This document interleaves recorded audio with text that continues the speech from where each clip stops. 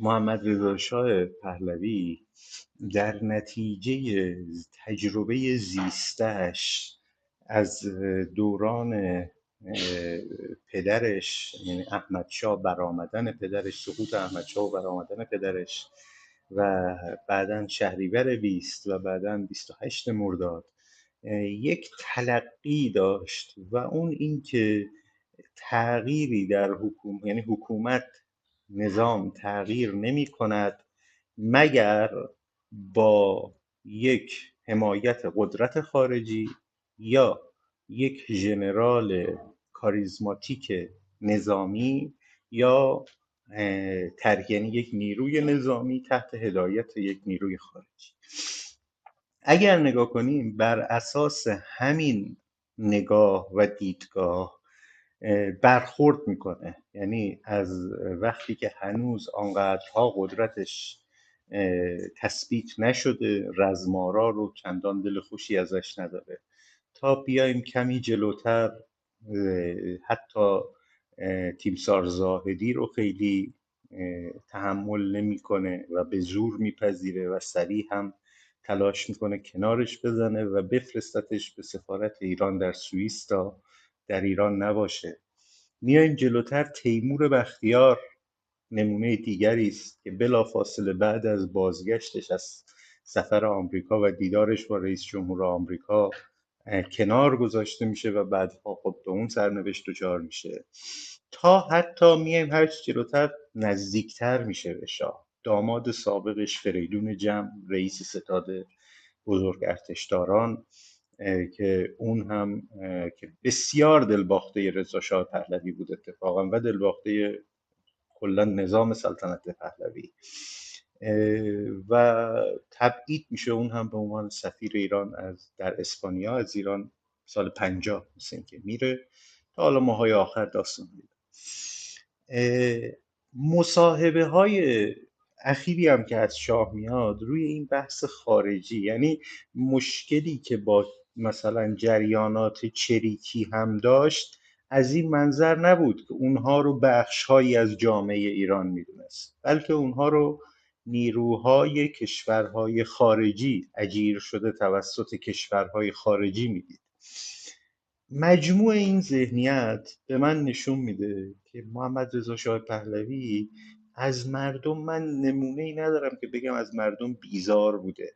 اتفاقا به نظر من دلبستگی داشته به مردم، به کشور، ولو حالا به روش های غلط، ولی عاملیتی برای مردم قائل نبود.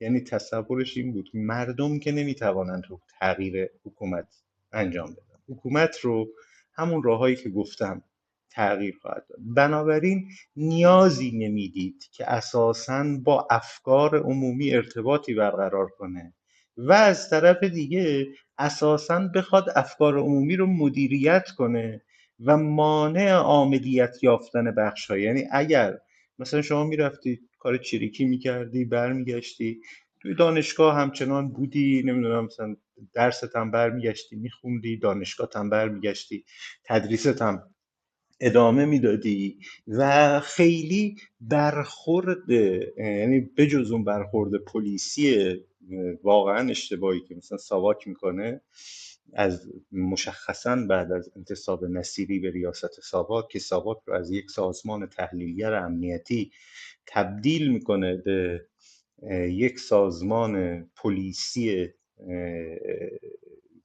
به نوعی عملیاتی، عملا اون برخورد، یعنی هدفمند با هدف جلوگیری از عملیات یافتن جامعه رو انجام نمیده.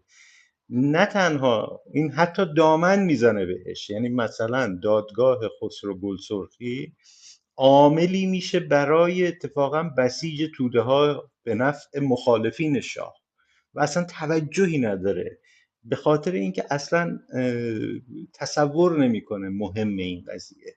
داریوش همایون میگه حتی وقتی میره سراغ یه نخست وزیر سیاسی مثل شریف امامی، با این هدف نمیره که یک سیاستمداری بیاید و بتونه با سیاست بحران رو در داخل حل کنه، بلکه چون تصور میکنه او رابطه خوبی با شوروی و انگلیس داره، بنابراین از طریق مذاکره با دو کشور خارجی خود به خود اعتراضات در داخل هم قطع میشه. امیرارسلان افشار، آخرین رئیس تشریفات شاه و سفیر سابق ایران در اسبق در آمریکا، او هم میگه شاه هدفش از سفر به امریکا این بود که بتونه در دیالوگ با کارتر و هیئت حاکمه آمریکا اونها رو مجاب کنه که سقوط او به ضرر منافع آمریکاست. یعنی هنوز دنبال اینه که بتونه خارجی ها رو مجاب کنه که از مخالفین حمایت نکنن. اصلا حتی در آستانه انقلاب هنوز متوجه نشده که با یک بحرانی در بین افکار عمومیش.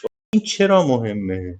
ما متاسفانه با توضیحاتی که آقای دکتر قاضیان دادن، ما امروز وقتی میخوایم بیایم در مواجهه با وضعیت امروزمون صحبت بکنیم، خیلی تلاش میکنیم این همانی کنیم با مثلا اتفاقاتی که در سال 57 افتاد و قبلش، بدون اینکه توجهی بکنیم به اینکه اتفاقا الان حکومتی است که به لحاظ یعنی از به شکل منفی عاملیت مردم رو میدونه، چون خودش برآمده از میدونه مردم میتونن حکومت بندازن و اتفاقا تلاشش اینه که نذاره این اتفاق بیفته و این عاملیت رو سلب کنه از مردم.